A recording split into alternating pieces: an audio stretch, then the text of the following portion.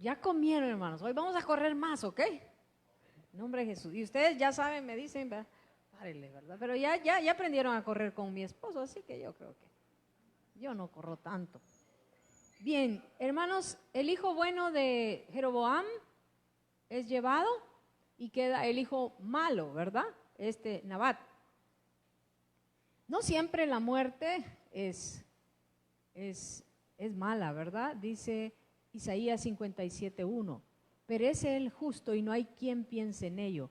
Y los piadosos mueren y no hay quien entienda que de delante de la aflicción es quitado el justo. Entonces, así como John Wesley tenía miedo a la muerte y se dio cuenta que le faltaba algo, nosotros vamos a ser enfrentados en peligros, en cosas, y vamos a poder ver si realmente estamos bien, ¿verdad?, delante del Señor. Nadie quiere morirse. Hasta Pablo dice, pues todos quisiéramos ser transformados, no ser desvestidos, que era morirse, ¿verdad? Entonces, pero yo recuerdo una ocasión, hermano, que yo fui confrontada con esta verdad. Yo quería de veras tener confianza en el Señor, ser fiel y caminar con el Señor. Pero un día tenía yo un carro, fui a esperar a una amiga, estábamos haciendo algo para unos maestros, y llevé un carro bonito. Esperando a la amiga, se pone un hombre con una pistola a un lado y otro hombre con otra pistola al otro lado, y me dicen, pásate al otro lado. Me llevaron en el carro y me pasaron así, casi aventado uno, ¿verdad?, para atrás. Y el hombre que iba atrás, el de adelante muy tranquilo, pero el otro hombre estaba nervioso y con la pistola y me decía cosas y todo. Y yo, hermano, fue algo tan especial para mí, porque me cubrió una paz tan grande. Yo decía, si me querían robar el carro, me hubieran dejado ahí. Entonces, hoy sí ya me tocó, dije. Como andaban matando a todo el mundo, saber qué creyeron, dije yo, saber qué pasó. Entonces yo empecé a orar y de ahí hasta les dije, miren, ¿saben qué? Los perdono, ¿oyeron? Les dije. Era una paz tan grande. Cuando a mí ya me habían asaltado antes y todo te queda así temblando, ¿verdad? Y en ese momento yo pude entender que es Dios Todopoderoso quien da esa fuerza, esa unción. El valor no es humano, es divino. Es Dios quien lo imparte, porque yo no podía haber hecho eso. Bueno, bien divertido porque me quitaron el carro bien allá arriba, ¿verdad? Y de repente me dijeron, bájate aquí. Y me bajé. Y todavía le dije, mire, deme los papeles de la cartera, ¿verdad? Agárralos pues. Y como yo sabía dónde estaban, solo metí así y agarré todos mis documentos. Me bajé del carro, se fueron. Y cuando vi, estaba cerca de mi casa. Imagínense, me fui caminando a la casa y yo decía, Dios mío, solo que el carro no era mío.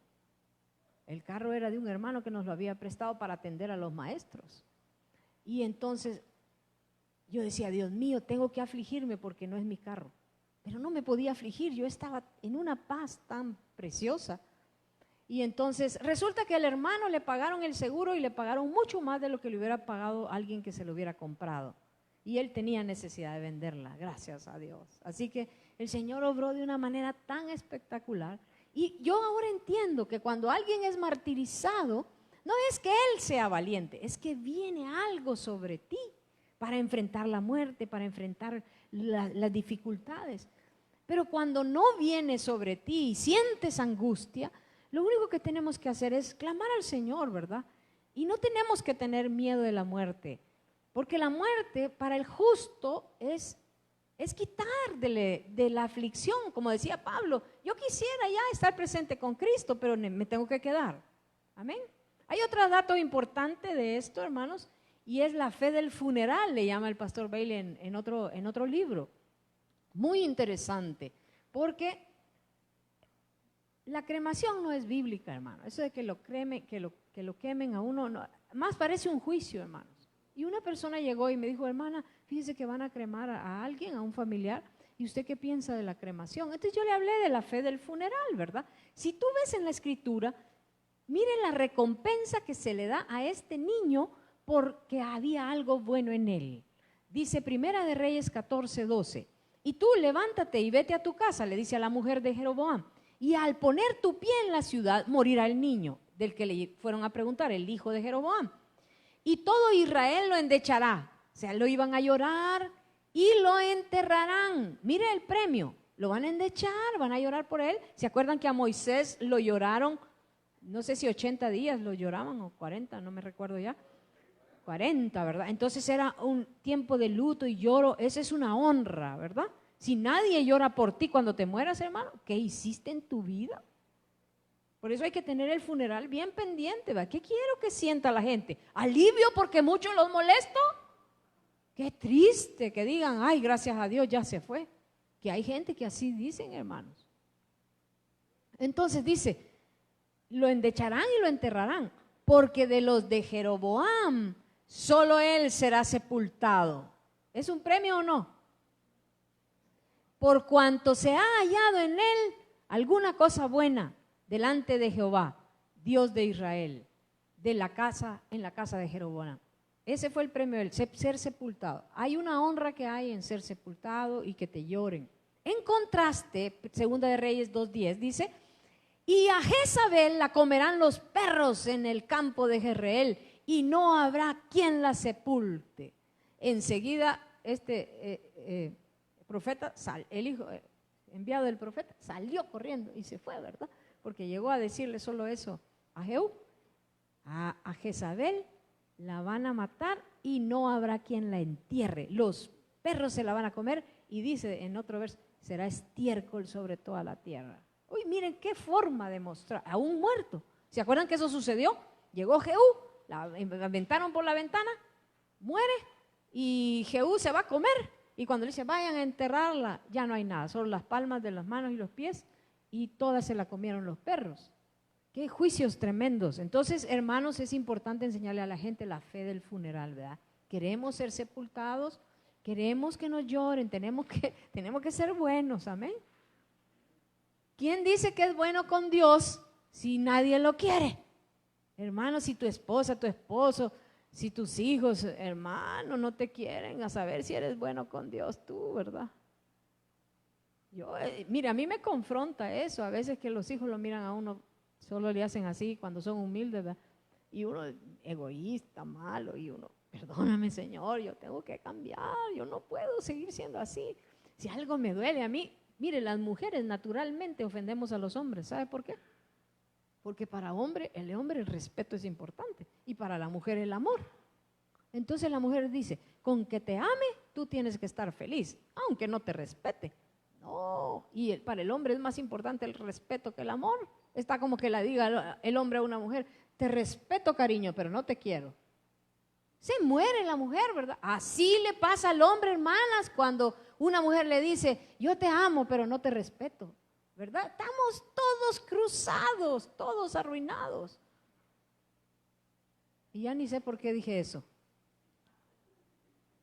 Ok, el reino de Jeroboam fue resultado de un juicio contra Salomón, ¿verdad? Primera de Reyes 11:26 dice, el 27 dice, la causa por la cual él se rebeló es esta. Y en el 29 dice, aconteció pues, Primera de Reyes 11:29, aconteció pues en aquel tiempo que saliendo Jeroboam de Jerusalén, le encontró en el camino el profeta Ahías silonita, y este estaba cubierto de una capa nueva, y estaban ellos dos solos en el campo.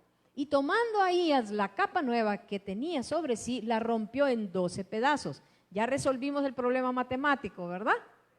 Toma 10 tú, dice 31. Y dijo a Jeroboam, toma para ti los 10 pedazos, porque así dijo Jehová Dios de Israel, he aquí yo rompo el reino de la mano de Salomón y a ti daré 10 tribus.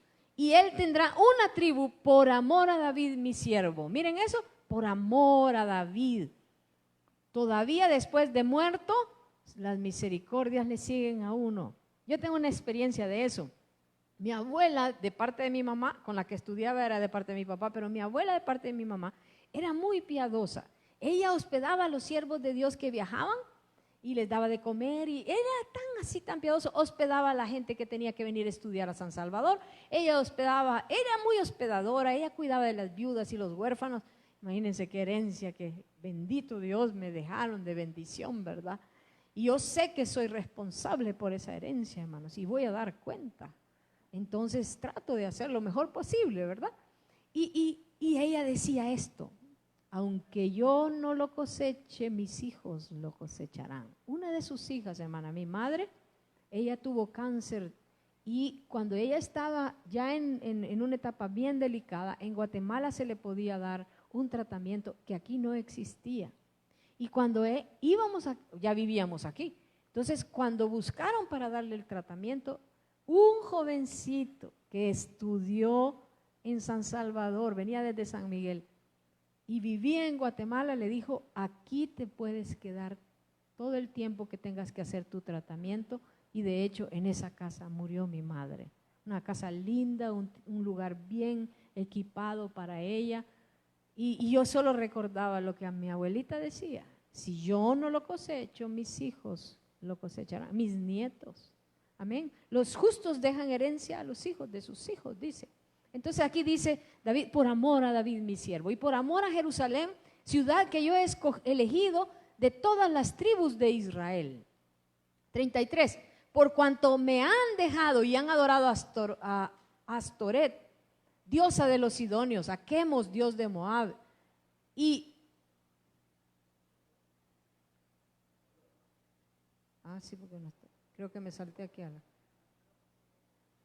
34. No, voy a leer ahí porque se me cruzó aquí el... ahí no se lee. ¿Cómo hacen ustedes, hermanos?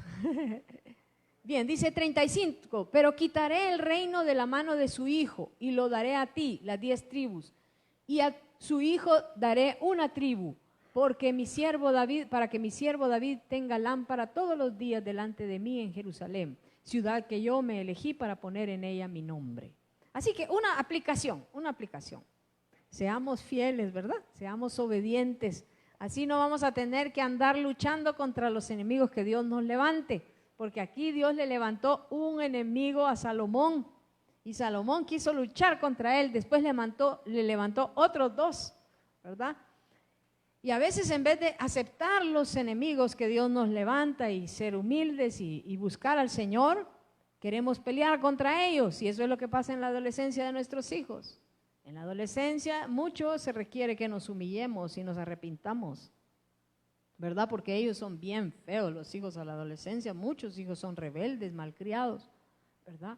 Y si uno quiere destruir a sus enemigos, destruye a sus hijos. Hemos visto muchos padres que por tratar de dominar a un muchacho rebelde, lo sacan de la casa, se pelean y destruyen a su hijo. Pero si uno es humilde y sufre las ofensas y sigue caminando y se limpia uno y pide perdón, Dios los cambia y les pone arrepentimiento. Amén. Yo lo he visto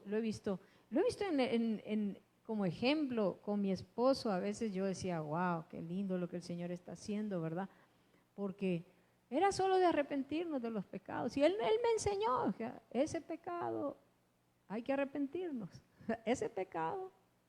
Y él me decía, tal cosa. No pude tratar este problema porque yo tenía que arreglar cosas en mi vida, así que, y miren, ahí los hijos iban cambiando. Yo lo he visto con mis ojos, es verdad.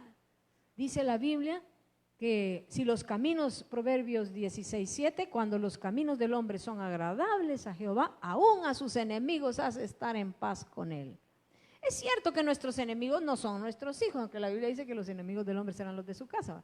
No es que sean, pero los espíritus que los están dominando en la época de la rebelión, sí son nuestros enemigos.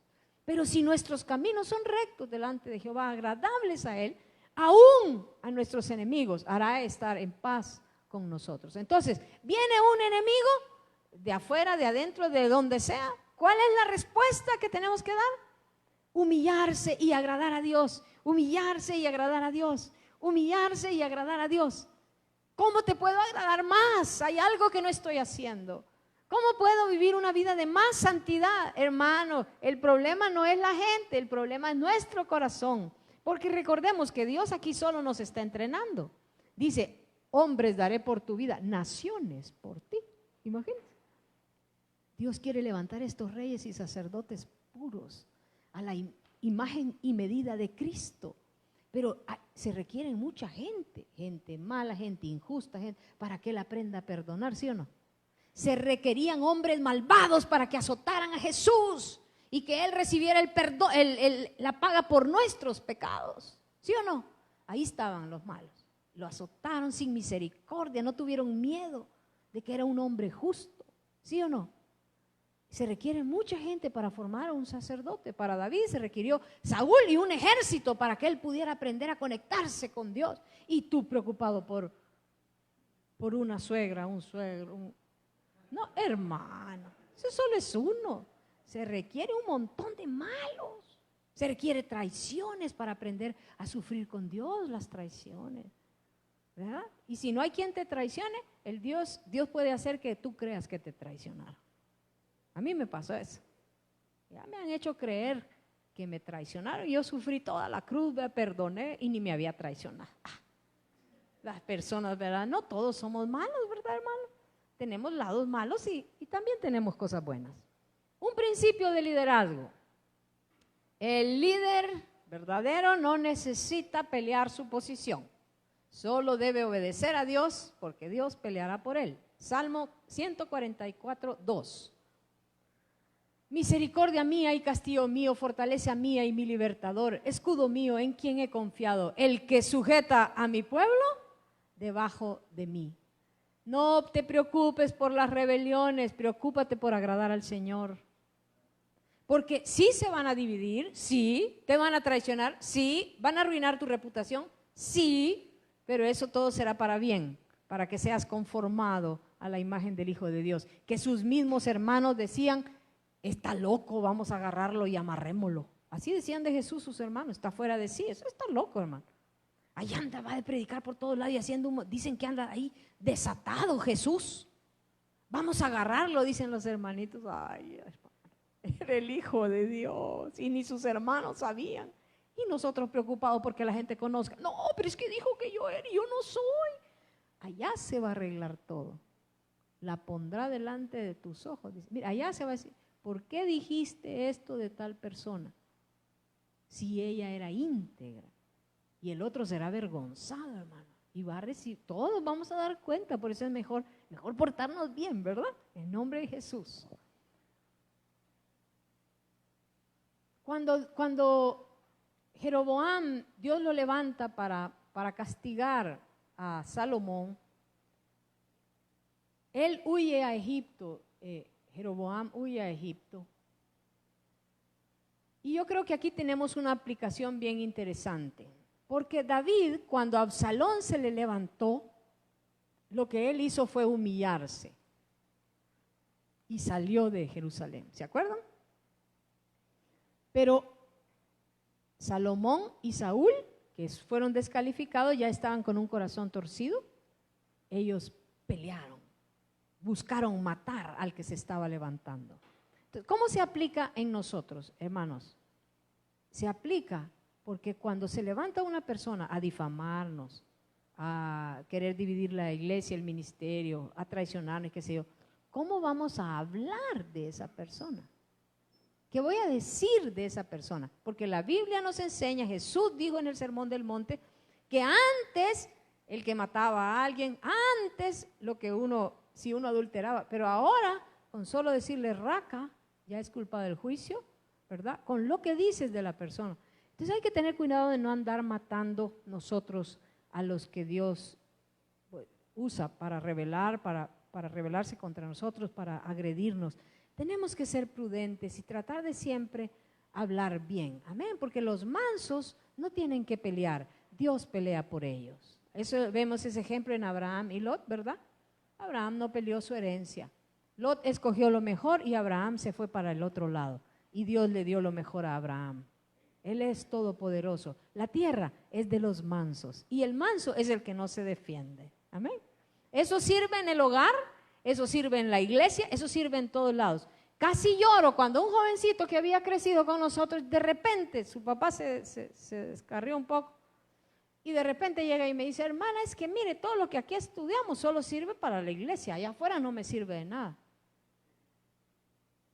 Hermano, yo he visto como un príncipe de Dios, un jovencito criado en el Señor, con principios, con estos principios, tiene carácter. Y cuando llega al trabajo todos lo quieren contratar, porque lo que están buscando allá afuera es gente con carácter. Pero no hay carácter allá afuera, cada vez hay menos carácter en los muchachos. ¿Por qué? Porque no crecen con principios correctos. Pero esta palabra, ustedes ven ahí que están los chiquitos, desde los 12 años les damos oportunidad para que escuchen. Así empezaron mis niños, chiquitos, iban con nosotros al instituto, ahí oía. Y yo vi lo que pasaba con esta palabra en el corazón de un niño y en el corazón de un joven, ¿verdad? Así que en el nombre de Jesús, seamos mansos, sirve aquí, sirve allá, sirve en todos lados.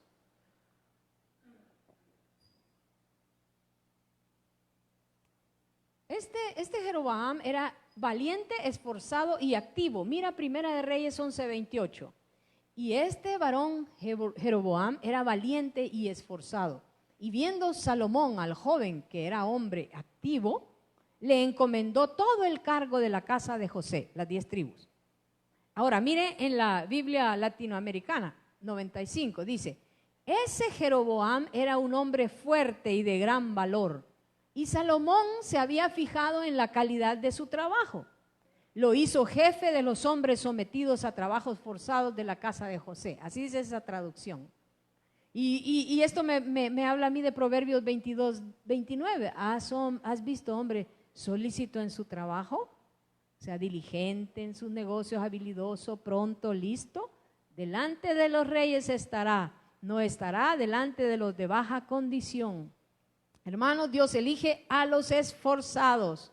Una aplicación, esforcémonos en lo que estemos haciendo. Si tú tienes que limpiar el baño, esfuérzate en hacerlo bien, porque de ahí es donde Dios elige. ¿Se acuerdan que cuando Dios le dice a Elías que va a llamar a Eliseo, ¿dónde lo encuentran? Arando con 12 yuntas de bueyes. ¿Sabe por qué? Porque cuando se usan muchas yuntas de bueyes es porque la tierra está demasiado dura. Ese era un hombre esforzado, rompiendo terreno duro, no era un cómodo. Dios va a llamar príncipes. Este Jeroboam era tremendo. Lástima que se desvió, ¿verdad? Y fue infiel a Dios. Pero era un hombre habilidoso, esforzado, valiente. Y una de las características que tenemos, y ahí tienen en su libro, es que esos dones y esas cosas no son expiación para el pecado y la infidelidad. No porque tengas una gran iglesia y puedas hacer grandes cosas y hayas salvado a muchos, puedes que tú seas descalificado.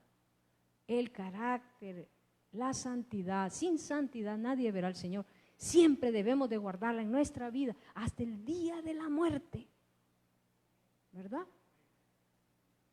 Y eso debemos de enseñar a nuestros hijos, a nuestros hermanos, a ser esforzados, a llegar temprano, a hacer lo correcto, porque de ahí es donde Dios elige. El verdadero carácter de un hombre vemos que es revelado cuando le dan autoridad y responsabilidad, ¿verdad? Porque era bien cabal, él estaba bien Jeroboam, pero cuando le dio Dios toda la autoridad y le dijo, eso le dijo cuando le dio el reino, y podrás hacer lo que deseare tu corazón. Te voy a dar el reino y vas a hacer lo que deseare tu corazón. Y qué peligroso, ¿verdad? Qué autoridad. Muy pocas personas pueden manejar tanta autoridad y seguir fieles a Dios. Quiera Dios hacernos de esos reyes, ¿verdad? Jeroboam se rebeló contra Dios, buscó retener el reino haciendo los becerros de oro y hizo pecar a Israel. Y esta condenación, hermano, yo siempre he temblado con este verso, hermano. Es uno de los que más me preocupan. Con otro que encontré en Salmos, Mateo 18:6. Mateo 18:6. Dígame si usted no le ha hecho temblar.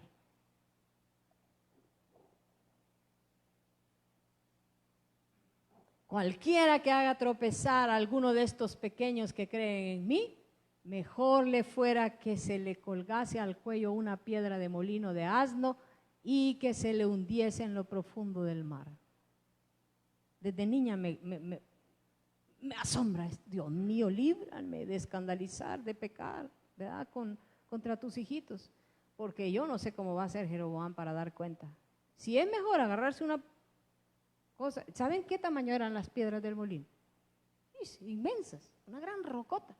Eso, agarrado al cuello y que te tiren al mar, hermano, no tienes esperanza, ¿verdad? Terrible, es un juicio terrible. Pero sin embargo, miren Proverbios 12:26, y eso es lo que queremos nosotros. El justo sirve de guía a su prójimo, mas el camino de los impíos les hace errar. Jeroboam introdujo la idolatría y esta nunca más salió de la nación, del reino. Tengamos cuidado con no introducir cosas incorrectas. Cuando yo era niña había una iglesia, y a mí me pareció tan absurdo, pero todo prohibía, todo era malo, ¿verdad? Pero en esta iglesia había un pastor, quizás lujurioso, ¿verdad? Y él tenía problemas de deseos por los pies de las mujeres. Así que dijo que era pecado andar en sandalias. Y prohibió en esa iglesia el uso de las sandalias. Imagínense, como que fuera prohibido por Dios. Ay, hermanos, esas cosas hay que tener mucho cuidado, porque muchos van a ser mandamientos de hombres que no tienen temor de Dios en eso. Tenemos que tener mucho cuidado de no poner mandamientos, ni en nuestra casa, ni en nuestro ministerio, en la iglesia. Hay que tener mucho cuidado, porque este Jeroboam puso los dos ídolos, puso una fiesta conforme a su corazón, puso mandamientos conforme a su corazón, ¿verdad? Es bien peligroso. Introdujo mandamientos de hombres, y hay unos que aparentan ser de Dios, ¿verdad? Dice Filipenses 3:18. Mire, hermano, a uno le pueden gustar las pupusas, ¿verdad? Pero no debe de amarlas. Filipenses 3:18, porque por ahí andan muchos, de los cuales os dije muchas veces, y aún ahora lo digo llorando, que son enemigos de la cruz de Cristo, el fin de los cuales será perdición, cuyo Dios es el vientre y cuya gloria es su vergüenza, que solo piensan en lo terrenal. Por un bocado de pan, dice la Biblia, prevaricará el hombre, en Proverbios 28:21, la segunda parte. Y dice Apocalipsis 13:16, que hacía que a todos, pequeños y grandes, ricos y grandes, libres y esclavos, se les pusiese una marca en la mano derecha o en la frente, y que ninguno pudiese comprar ni vender, sino el que tuviera la marca o el nombre de la bestia o el número de su nombre. Hermano, la comida sí es bien importante y bien peligrosa. La comida puede ser nuestro Dios. ¿Qué es nuestro Dios? Es donde encontramos consuelo, amparo, y yo me confieso culpable. Yo descubrí, empecé a orar, Dios mío, perdóname, porque la comida sí me domina, es un ídolo para mí. Estoy alegre a comer, estoy triste a comer. La comida me consuela, la comida me alegra, la comida. Y cuando quería ayunar, no quería ayunar. No podía ayunar, no me gustaba, no le entendía, no me servía. Yo, no, ayunar. Y empecé a clamar, Señor, perdóname, perdóname, perdóname. Vieras los tratitos de Dios que le da a uno para quitarse las cosas. Pero tiene que quebrantarle la cabeza a ese ídolo y que no confiemos más en ese ídolo. Amén. Aún la comida puede convertirse en un ídolo, no solo las pupusas, la comida. Este asunto de la idolatría uno lo ve así como, ay no, yo no tengo imágenes en la casa. No somos idólatras. Entonces la siguiente presenta, el otro. Pero hay un libro, este libro se llama Derribando, el otro, el gigante, Derribando los dioses que llevamos dentro. Y lo escribió este hermano David Allen.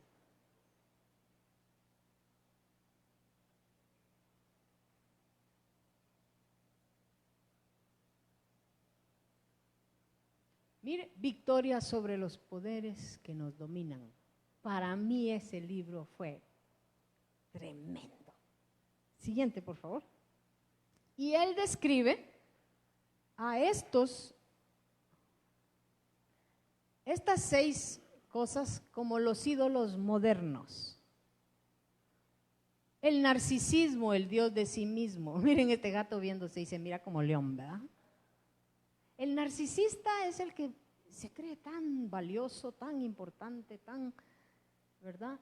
Y se admira a sí mismo y se desarrolla y estudia y se capacita, ¿verdad? Y la verdad es que todos somos narcisistas en una medida, ¿verdad? Porque todos somos muy egoístas. El narcisista es egoísta, no tiene amor, ¿verdad? Por los demás, no muere por la gente. Y en muchos sentidos nosotros somos así. Está la conformidad, el Dios del acomodamiento, o sea, ser igual que todos, yo no quiero ser diferente. Está el materialismo, el Dios visible, ¿verdad? Yo soy lo que tengo. Si tengo un buen carro, yo soy alguien grande. Si no tengo un buen carro, yo no sirvo, yo no. Mire la casa en que vivo, mire, igual está debajo de este Dios, el que tiene y el que no tiene, está igual, porque para él lo más importante es tener dinero, tener cosas materiales. Entonces el materialismo. El carácter sagrado del sentimiento, y de esto quiero hablar un poquito. Las bajas pasiones, la ira, la adicción y la sexualidad. ¿Cómo es que esto puede ser un ídolo para mí? Bueno, de hecho todos los ídolos se adoraban así, con bajas pasiones. Habían ídolos del placer sexual, habían ídolos de vicios, ¿verdad? Me recuerdo que allá en Guatemala, en un pueblo, el que estaba era Machimón. No sé si han oído hablar de la ciudad transformada, Almolonga. Pues ahí todos eran ebrios, todos, porque adoraban a Machimón. Le ponían candelas y todo el asunto. Cuando el Espíritu Santo llegó y llegó el avivamiento, Machimón fue quebrado, ese ídolo, y fueron liberados del alcoholismo. Pero ahí todos los muchachos, todo el mundo era alcohólico, borrachos, pero fueron liberados, ¿verdad? Entonces, las pasiones son idolatría también, porque le quitan la vida a uno y lo destruyen y no te dejan servir a Dios, el verdadero Dios. Y las ilusiones extraordinarias, y esto es todas esas ideas de grandeza que uno tiene. Imagínense lo que puede ser idolatría en nuestros días. Me gusta este libro porque te pone a pensar en qué ídolos tú tienes y tú puedes descubrir los ídolos que posiblemente tienes adentro. Siguiente lámina, por favor. En el carácter sagrado del sentimiento es la búsqueda de sentirse bien. La búsqueda de sentirse bien. Siguiente, por favor. Sentirse bien se ha convertido en el valor predominante de nuestra cultura. Hermanos, tenemos un gran problema. Esto no es que sí. No, hermana, yo no. No, esto así es, hermano. Culturalmente, toda nuestra gente cree que sentirse bien es lo que importa. Hemos desarrollado lo que se puede describir como la moralidad del sentimiento. Si me siento bien, entonces estoy bien. Si me siento mal, entonces estoy mal. Y yo me recuerdo que el Espíritu Santo empezó a tratar esto conmigo y sigue tratándolo, ¿verdad? Pero de repente, hermano, yo siento opresiones. Ya tengo 52 años.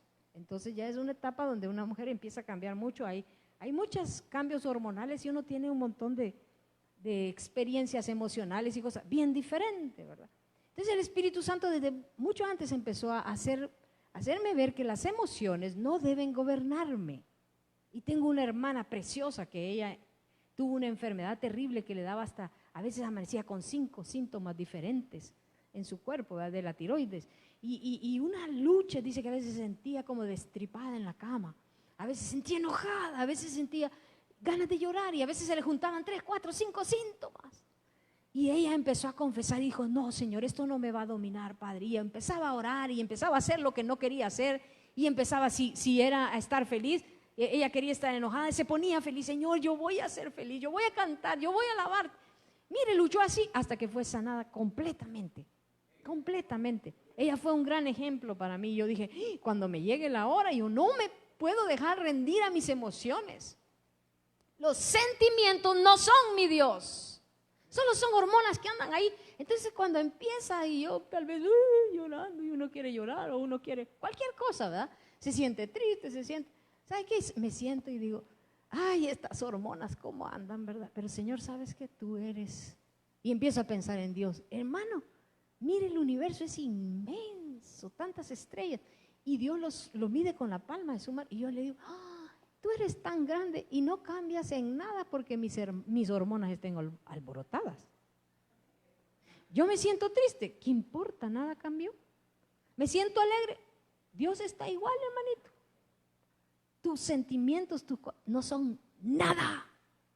Tú no no estás bien porque te sientas bien, tú estás bien porque tienes un Dios que es todopoderoso y estamos en sus manos y Él siempre está bien, amén. Así que estamos bien. Si me siento mal, estoy mal, dice la gente. Es que mire, si llega una señora, él habla de una señora que llega y le dice, mire, ese es del otro, del carácter, de las ilusiones extraordinarias. Llega y le dice, mire, ¿y qué le pasa si tiene problemas con su marido? No, yo estoy bien. O sea, mire, mi esposo es un buen esposo, es cariñoso, mis hijos están estudiando en buenas universidades, tenemos dinero, tenemos todo. ¿Y cuál es su problema? Es que soy normal, dice. Soy normal, un hogar normal. Yo soñaba con ser alguien grande, famoso, y que mis hijos famosos y ser grande. Yo le estaba contando ayer a mi hijo y me dice, mami, hoy será una clase normal, me dice. Porque yo le decía, uno a veces quiere dar clases que sean, no, una clase normal, amén. No queremos esos dioses tan terribles, ¿verdad? Ese es el otro, pero es que uno cree que las emociones son lo que lo gobiernan. No, hermano, estamos bien porque Dios es un gran Dios, amén. Siguiente. Nuestra sociedad ejerce una presión sutil pero persistente para que vivamos con un sentido de euforia que debemos lograr a cualquier precio. O sea, tú tienes que estar feliz. Estudia lo que te hace feliz.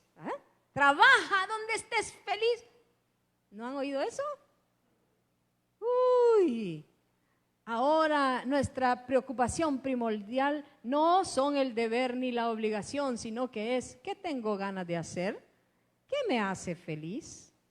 Bien lindo, estaba leyendo un siervo y él testifica que su suegro, dice que un hombre de Dios precioso, y dice que anciano ya, en el lecho de muerte, y le dice al yerno, le dice, hijo, ¿está todo correcto?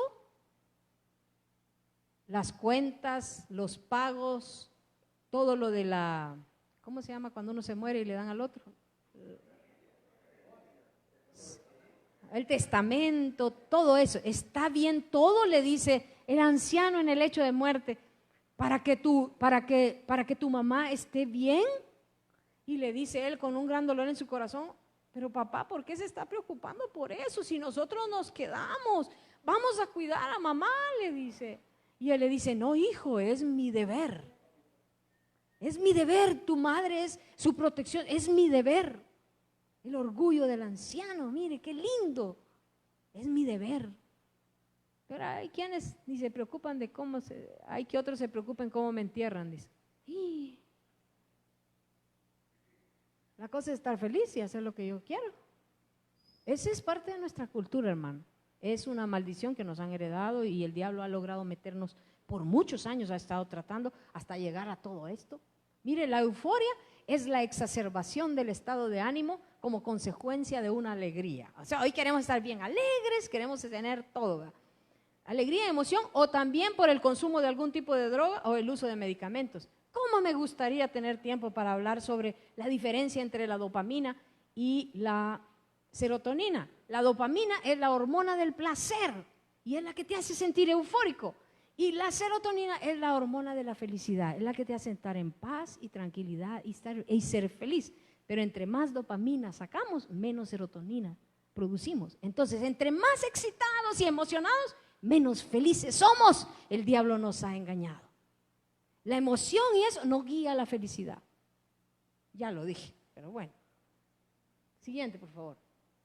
Ir de compras, comer, arriesgarse, son formas utilizadas para sentirnos bien. Siguiente. El impulso de buscar experiencias intensas es otra forma en que nos están haciendo.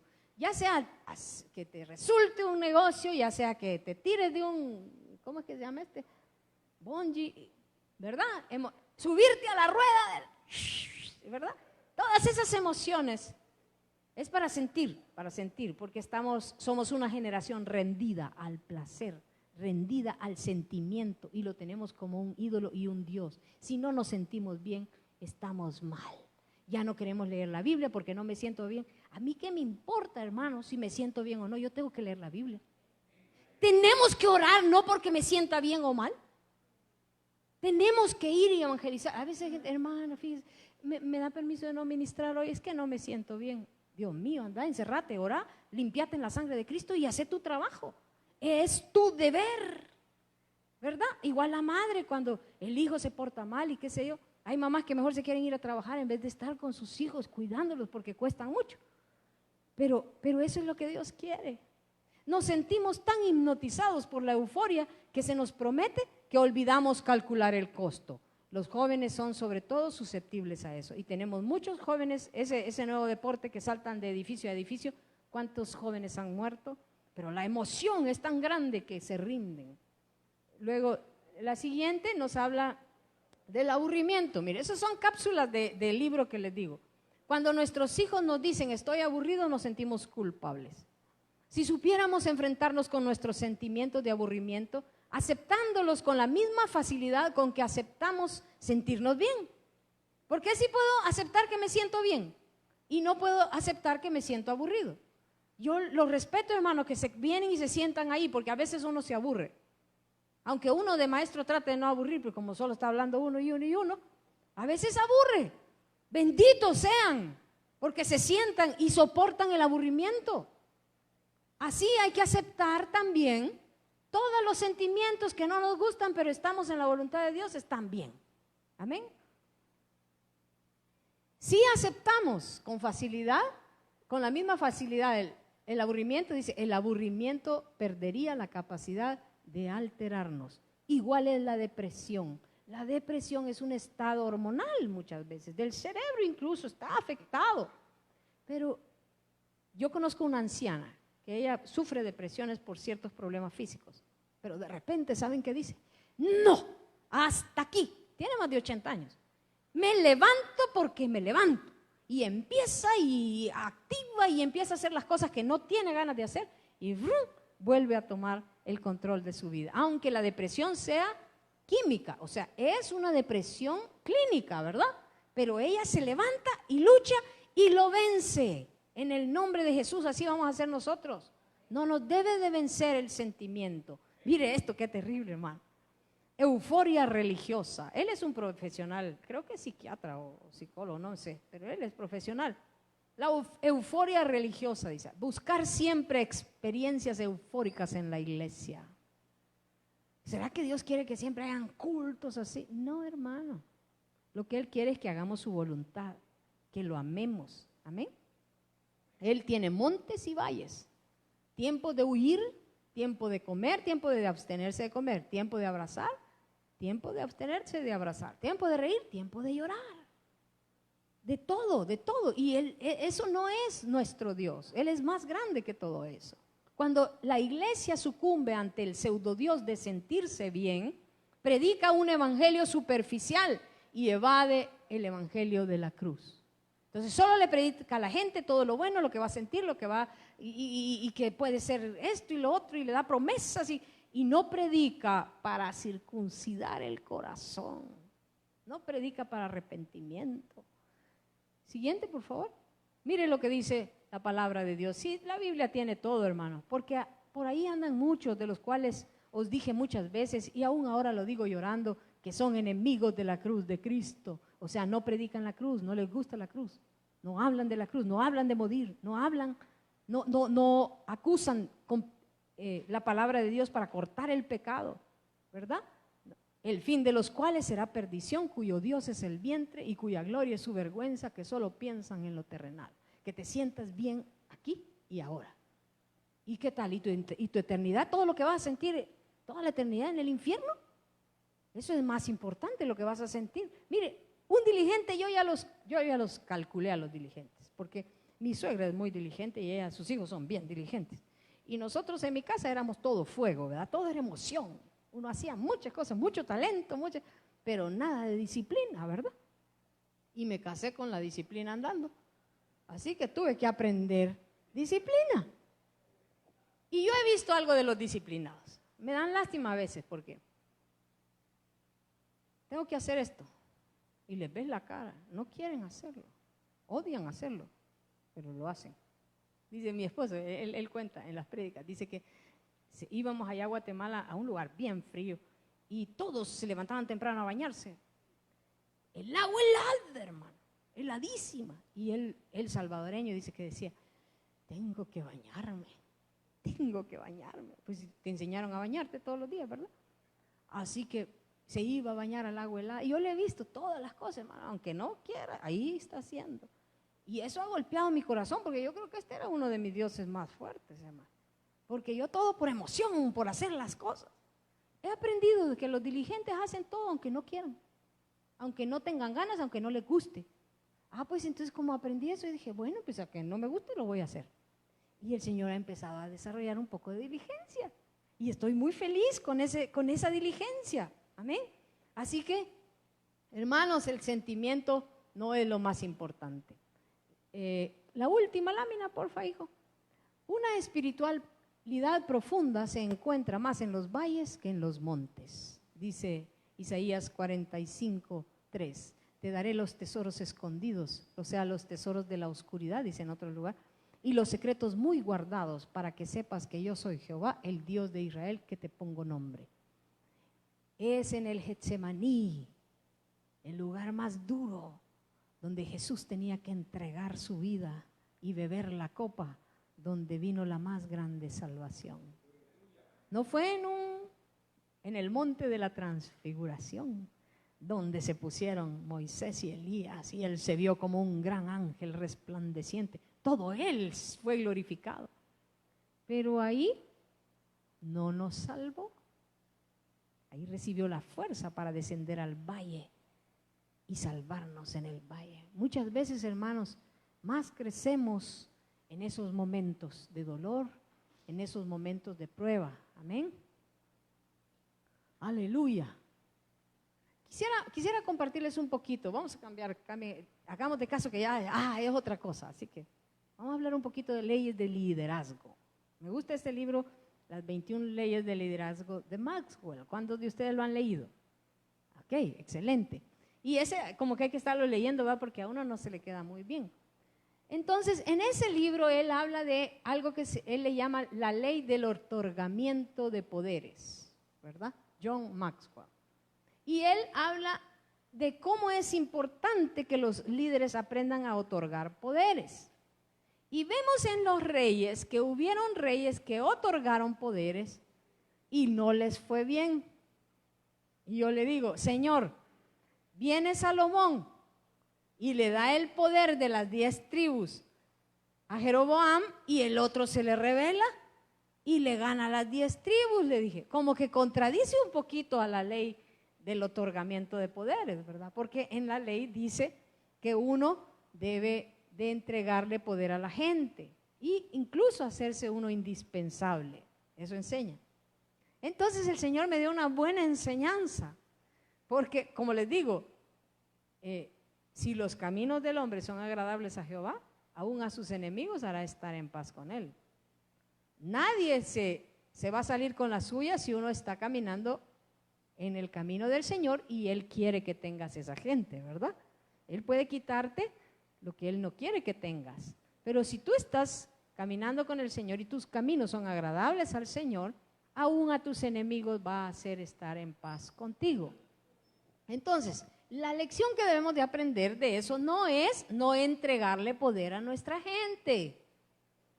El hermano, mire, levantó a aquel ministro de alabanza, ese no sabía ni cantar, todo desafinado cantaba, pero mire, el hermano lo puso a clase, lo levantó y ahora, ¿sabe qué? Le dividió la iglesia. Entonces viene alguien simple y dice, pues no hay que levantar al otro. No. Y hay pastores que dicen, yo canto, yo predico, yo todo, ¿verdad? Y cuando viene un jovencito talentoso y que se ve bien, empiezan a apacharlo, a castigar, usted no. Yo me acuerdo cuando mi esposo estaba en aquello, tenía 17 años, y él quería predicar, y lo mandaban, hermano, a unas iglesitas chiquititas, una champita, y él allá iba con su Biblia a predicar, feliz, aunque donde lo pusieran, él quería predicar, pero en la iglesia no lo dejaban predicar. Y no porque el pastor predicara bonito, hay un celo, ¿verdad? Hay un celo. Hay un celo y muchas veces los líderes cristianos apachamos a los demás en vez de levantarlos. Porque sentimos que nos van a dividir la iglesia, que nos van a quitar el ministerio, que nos van a quitar ovejas, que nos van a quitar credibilidad. Esa es una lección errada que hay que desaprender.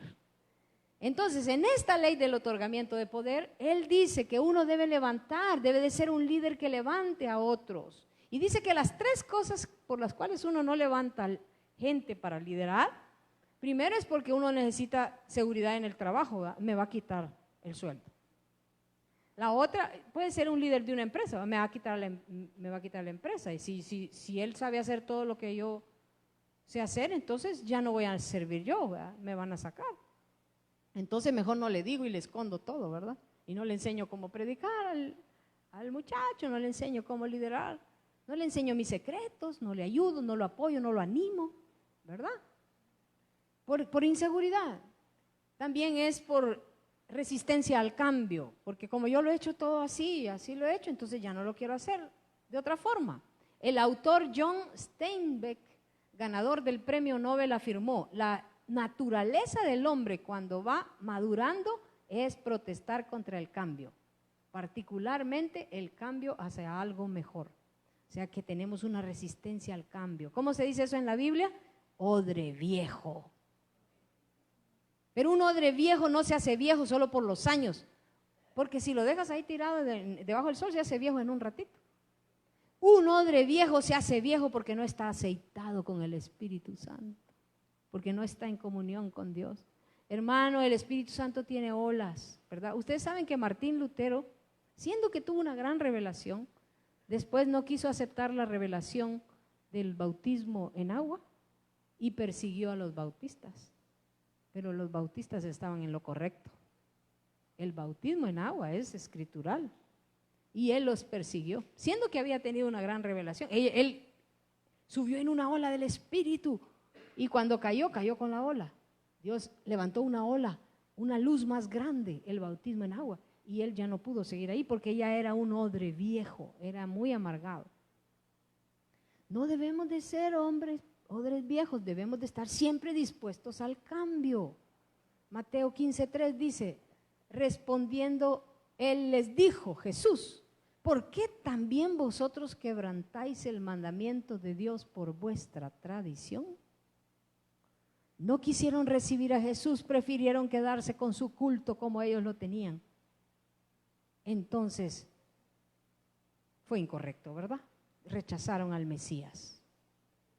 Y la otra es por falta de autoestima. La gente se siente poca, se siente que alguien más talentoso le va a quitar el lugar, ¿verdad? Y entonces por eso se resiste al cambio. Pero él recomienda, dice, únicamente los líderes seguros pueden entregarse a sí mismos. Mark Twain comentó una vez que cosas grandes suceden cuando a uno no le importa quién se lleve el mérito. Esa es una regla en mi vida. Es una regla en mi vida. No importa quién se lleve el mérito. Y da resultado, hermano. Es algo muy precioso. Uno ayuda. Y si dicen, ay, qué lindo lo que hizo el hermano fulano.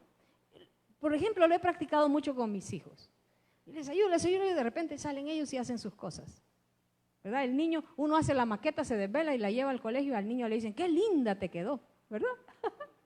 Así puede hacer en el ministerio también. Puede tener revelación y decirle la palabra y darle las cosas a los otros y que ellos las digan. Pero no, hay quienes, no, esta revelación está muy buena, yo la voy a decir. ¿Verdad? No, es mejor darle, hermano, dar, y no importa quién la va a lucir, ¿verdad? Si al fin todo lo luce Cristo, porque todo lo que hacemos es por Él, ¿verdad? Y nada de lo que tenemos es nuestro, sino que Él nos lo ha dado. Y Él recomienda, vaya un poco más allá de este consejo. Y diga así, las cosas más grandes solo suceden cuando usted da el mérito a otros. Ya no es solo que a usted no le importa quién se lleve el mérito, pero está diciendo, ojalá que digan. Recuerdo, tan divertido, un hermano le dice a un pastor, dio una contribución para un evento, ¿verdad? Y le dijo, por favor, pastor, no vaya a decir nada que yo hice y que yo di. Está bien, hermano, con todo respeto, le dijo él. Entonces cuando se paró el pastor, que terminó todo, el pastor se paró y le dio gracias a 3, 4 personas que habían ayudado. Pero como el hermano dijo que no dijera, entonces no dijo su nombre, se enojó con él. Se enojó con él, hermano. Se amargó. Era apariencia de piedad que no dijeran que él había sido, ¿verdad? Entonces, no solo es esa apariencia, ¿verdad? Que otro se lleve el mérito, sino es darle el mérito a otros, hermano. La verdad, miren, si una iglesia está bien, no es por el pastor, es por las ovejas. ¿Verdad? Porque las ovejas le chupan al pastor y lo hacen, juntos se jalan, ¿verdad? Entonces uno puede dar el mérito de lo que tienen, ¿no? Hay un mérito para el pueblo, hay otro mérito para el pastor. Yo no digo que no, porque tal el sacerdote, tal el pueblo, ¿verdad? A veces el pastor también tiene su mérito, pero es precioso darle el mérito a los demás. Eso alegra más el corazón que te lo den. Que te lo den, a veces te llena de orgullo, pero dar el mérito no te llena de orgullo, te llena de una gran satisfacción. Esa es la ley del otorgamiento de poderes en acción, dice. Amén. Ya tenemos que terminar. Y ese era el primero de los reyes, Jeroboam. ¿Son las 40? Ok. Entonces, hermanos, este rey es de los más extensos, ¿verdad? Los otros, de los últimos reyes de Judá, casi que no se habla mucho. Pongamos las láminas, hijo, por favor. Acab es otro rey de Israel que sí es bien. Pon desde la 5, pone. La 5 pone. No, pero del otro, de donde están todos los resúmenes, sí. Y hay algunos de los reyes que solo 4 versos en la escritura se usan, de estos reyes malvados. Pero ¿sabe qué? La mayoría de ellos nos están enseñando lo mismo. Mire este de Ela, el bebedor, esa es la 5. Si dice, mire, heredó el reino y también el juicio, ¿verdad? Reinó solo 2 años en Tirsa. Él estaba bebiendo mientras que el ejército sitiaba a Gibetón, una ciudad filistea. Bebiendo en su casa mientras que el ejército estaba luchando.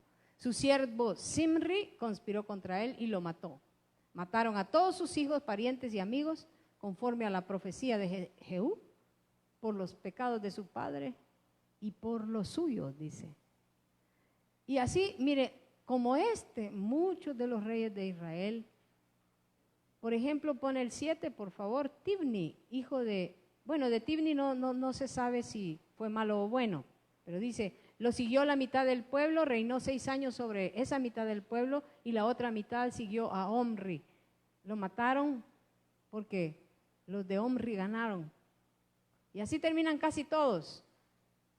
Ahora, Omri, él es el padre, el siguiente, por favor. Omri, él es el de la genealogía aquella que habíamos visto, de Acab. Omri, Acab. ¿Tienes fácil ahí cambiar a la otra presentación o no?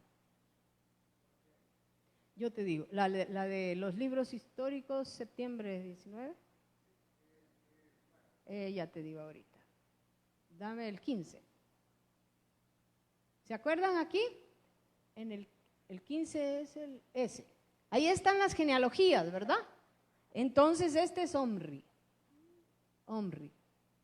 Esta sí es una genealogía bien seria, porque solo Acab se usa, y sus hijos, que ellos reinan un poco menos, 2 años y 12 años, Acab sí toma 1/3 del contenido de Primera y Segunda de Reyes solo para su historia.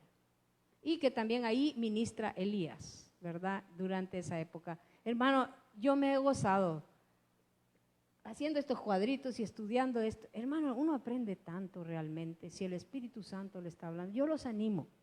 Como les dije, aquí solo es un montón de información, pero así no se aprende.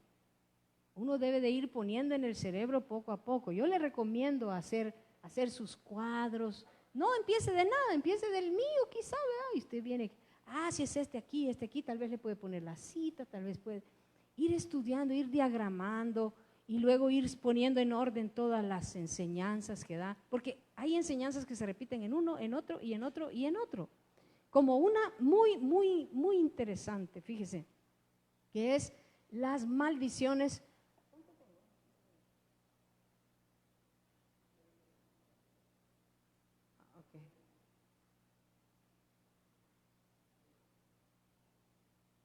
Okay.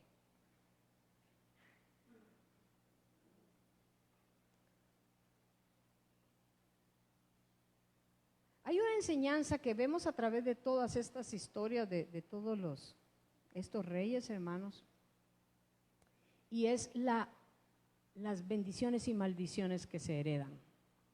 Yo he estado estudiando esto de un día que el Señor me sorprendió con un verso y quisiera compartirles y como puedan, anoten los versos que yo creo que el Espíritu les guiará, ¿verdad? Porque es un poquito extenso, pero es una gran bendición. Dice, si tú quieres entender cómo es que las maldiciones tienen efecto sobre una persona, yo te recomiendo, hermano, que mires a través de la misericordia. ¿Qué es la misericordia? La misericordia es algo así como una cuenta bancaria, ¿ya? Es algo que alguien tiene a su favor. Pero recuérdense que todos nosotros hemos pecado, ¿sí o no? Y todos pecamos. Y la paga del pecado es muerte. O sea que una persona, si pecó, ¿qué merece? La muerte. No importa si mintió o robó o mató a alguien. Lo mismo, la paga del pecado es muerte. Entonces, ¿qué es lo que hace la bendición heredada? Lo que hace es un gran peso a favor para tener misericordia de esa persona. Sí, es algo como decía el linaje de Judá, que le dicen, por amor a David mi siervo, te voy a perdonar. ¿Qué quería decir? Voy a tener más misericordia de ti. Pero quizás el hijo de Jeroboam no le tuvieron misericordia. ¿Por qué? Bueno, no tanta, ¿verdad? ¿Por qué? Porque su padre no había ganado misericordia. Él no había ganado misericordia. Él había pecado y todo. ¿Merecía la muerte? Sí. Pero si alguien merece la muerte, ¿Salomón pecó? Sí, dio sus hijos a ser quemados para Moloc. Él cayó en idolatría. Pero era tanta la misericordia que le perdonaron. Tenía misericordia acumulada. Eso es heredar bendición. Y todo lo contrario es heredar maldición. Tiene saldo rojo de misericordia. No, hombre, el que es hijo de alguien bien maldecido tiene que ser rectecito porque la justicia libra de muerte. No le vendrá nada, no hay maldición que se pose sin causa, dice la Escritura. Aquí tengo los versos, pero yo sé que tú lo sabes. No hay maldición que se pose sin causa. Entonces, si uno peca y uno tiene maldiciones heredadas, es lo mismo, vienen sobre uno, no solo la maldad de uno, sino la de sus padres. Veámoslo, por favor.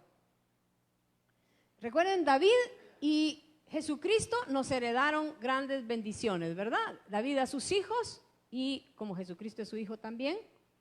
Dice Proverbios 27, camina en su integridad el justo, sus hijos son dichosos después de él. Aunque él se haya muerto, el justo hereda bendición a sus hijos. Es esa misericordia, ¿verdad? Segunda de Reyes 8:19. Esta es la herencia de David, bendición. Con todo eso, Jehová no quiso destruir a Judá por amor a David su siervo, porque había prometido darle lámpara a él y a sus hijos perpetuamente. ¿Sí? La bendición que nos heredó Jesucristo, él vino a llevar muchos hijos a la gloria, según Hebreos 2:10, y vino a ofrecernos un reino si sufrimos con él, Romanos 8:17. Ahora, maldiciones. Miren quiénes. Solo vamos a ver 3 ejemplos de quienes heredaron maldición. Elí, por haber honrado más a sus hijos que a Dios, Dios le profetiza una maldición en 1 de Samuel 3:13. Yo juzgaré, dice, yo juzgaré su casa para siempre por la iniquidad que él sabe. Verso 14. Por tanto, yo he jurado de Elí que la iniquidad de la casa de Elí no será expiada jamás, ni con sacrificios ni ofrendas. 1 de Samuel 2:31. He aquí, vienen días en que cortaré tu brazo y el brazo de la casa de tu padre, de modo que no haya anciano en tu casa. Verás tu casa humillada, mientras Dios colma de bienes a Israel, y en ningún tiempo habrá anciano en tu casa. 33, el varón de los tuyos que yo no corte de mi altar será para consumir tus hijos y llenar tu alma de dolor. Todos los nacidos de tu casa morirán en edad viril. Imagínese, hermano, la maldición que le heredó a sus hijos, a sus nietos. 34, y te será por señal de esto que acontecerá a tus 2 hijos, Omri y Fines, ambos morirán en un día. ¿Será que andaba en la carne ese profeta y le dijo todas esas cosas? Quizás él quedó así dudando, no se dice en la escritura que se humilló y se arrepintió Elí. Entonces dijo, bueno, tantos profetas que han venido, quizá no. Cuando Ofni y Fines caen, mueren el mismo día y le llegan a decir, Ofni y Fines, tus 2 hijos han muerto. El hombre cae para atrás y queda desnucado y hereda maldición. Vemos dónde se cumplió esta maldición. La iniquidad heredada o maldición es una represa y la persona debajo, esperando a que se abra alguna compuerta, se abre por el pecado. Tiene la gran represa el hijo de los pecados de su padre. Y viene él y comete un pecado, se abre una represa. ¿Y qué sale? Toda esa agua y la maldición cae sobre él. La maldición de Elí se nos muestra cumplida sobre Abiatar, quien tomó una mala decisión al final de su vida. Se rebeló con Adonías. Primera de Reyes 1:7. Y se había puesto de acuerdo con Joab, Abiatar, hijo de Sarbia, y con el sacerdote Abiatar, los cuales ayudaban a Adonías. Primera de Reyes 2:26. Adonías, ustedes saben que fracasa en la rebelión, ¿verdad? Y dice, y el rey Salomón, 2:26, ¿verdad? Y el rey Salomón dijo al sacerdote Abiatar, vete a Anatot a tus heredades, pues eres digno de muerte. Pero no te mataré hoy por cuanto has llevado el arca de Jehová el Señor delante de David mi padre. Y además has sido afligido en todas las cosas en que fue afligido mi padre. ¿Era fiel? Sí. Había caminado, sí. Se rebeló, ¿verdad? Y le dice, Primera de Reyes 2:27.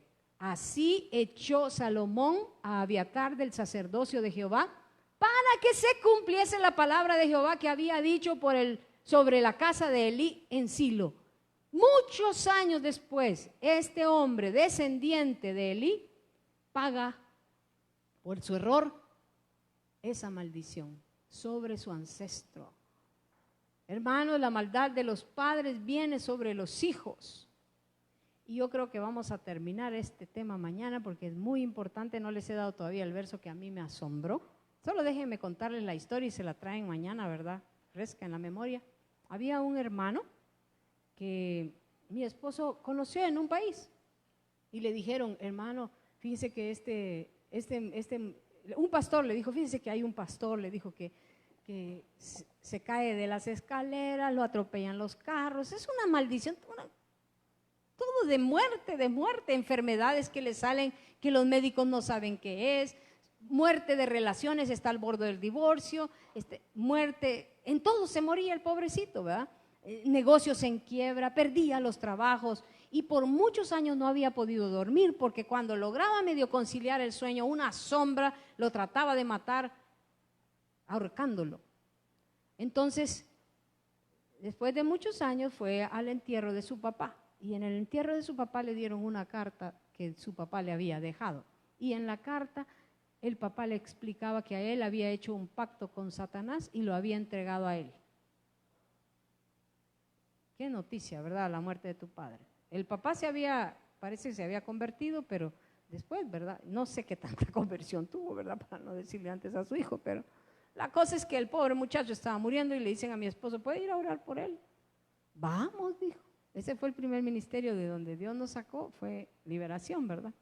Y entonces, en ese tiempo fue y oró por él. Hermano, nos cuenta que esa vez no fui yo, y nos cuenta que él en la carta decía que el muchacho podía confirmar el pacto o rechazarlo, pero como no lo había confirmado, el diablo lo estaba tratando de matar y reclamando lo que era de él, ¿verdad?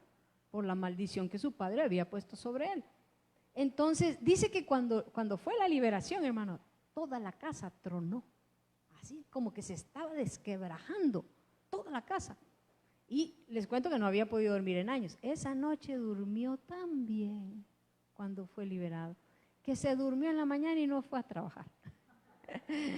Así que mis hermanos, sí hay herencias de maldición y vamos a ver mañana que esto es tan delicado, pero tenemos a Cristo Jesús, nuestro también ancestro que nos ha heredado tanta bendición. Debemos de escoger la bendición, así pongo delante de ti la vida y la muerte, la bendición y la maldición. Escoge la bendición para que vivas tú y tus descendientes. Amén. El Señor les bendiga.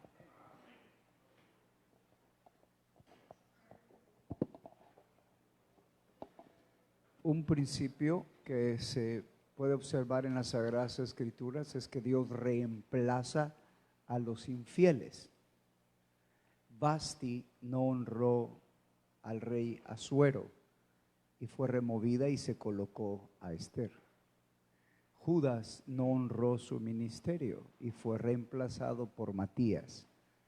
Así Joab fue reemplazado por Benaía y Satanás será reemplazado. La posición que él tenía era sumo sacerdote en el lugar santísimo. Jesús vino como precursor para darle a Dios la descendencia que no le pudo dar a Adán. Pero él como segundo Adán viene para darle a Dios una generación de reyes y sacerdotes. Hermanos, Dios va a mostrar su gloria y misericordia levantando a pecadores del polvo y del estiércol y afirmarlos en el santo monte de Sión. Debemos de confiar que no es por nuestra habilidad, no es por nuestra capacidad, es porque Él va a santificar su nombre y va a revelar su gloria. Así que confiemos, solo permitámosle al Señor hacer una obra completa. Me gustan mucho los aguacates, pero un aguacate que no está maduro no sabe bien, ¿verdad? Hasta duele haberle metido el cuchillo. Pero ya madurito, con qué ganas le metió en el cuchillo, ¿verdad? Que el Señor nos permita crecer y madurar, hermanos. Crecer y madurar y que Él haga su obra, ¿verdad? Y dejen que el Señor trate con sus vidas y ustedes van a ver con sus propios ojos cómo las cadenas, las ataduras en su propia vida caen por el poder de Dios. Áreas que ustedes no habían podido vencer, pero al rendirse a Cristo, van a ver cómo Dios es poderoso para cambiar y transformar, porque Él quiere mostrar su misericordia y su ejemplo en ti, para que se cumpla. Ven y ve, ven y ve. Hermano, ¿cuál va a ser el mensaje más poderoso? No es el que tú prediques, es el que te miren a ti, que te miren a ti. ¿Cuántos de nosotros vamos a llegar al punto que no necesitamos predicar para que la gente mire la gloria de Dios? Hacia allá vamos, hermano. Él va a cumplir su propósito. Amén. Pongámonos en pie, por favor, y vamos a quedar despedidos. Vamos a orar. Amado Padre, llévanos en paz y en bendición. Señor, ya solo nos falta una jornada más. Gracias por lo que estás haciendo. Bendice, oh Dios, a mis hermanos. Padre, en el nombre de Jesús, te pedimos, Señor, gracia para caminar a la luz de tu palabra y permítenos poder reinar en vida a través del don de la justicia y la abundancia de gracia que tú das a aquellos que te temen y que reconocemos que nada somos sin ti. Padre, despídenos en paz y en bendición y que podamos continuar el día de mañana y finalizar esta jornada. En el nombre de Jesús te lo pedimos y te damos las gracias. Amén y amén. Que el Señor les bendiga, mis hermanos.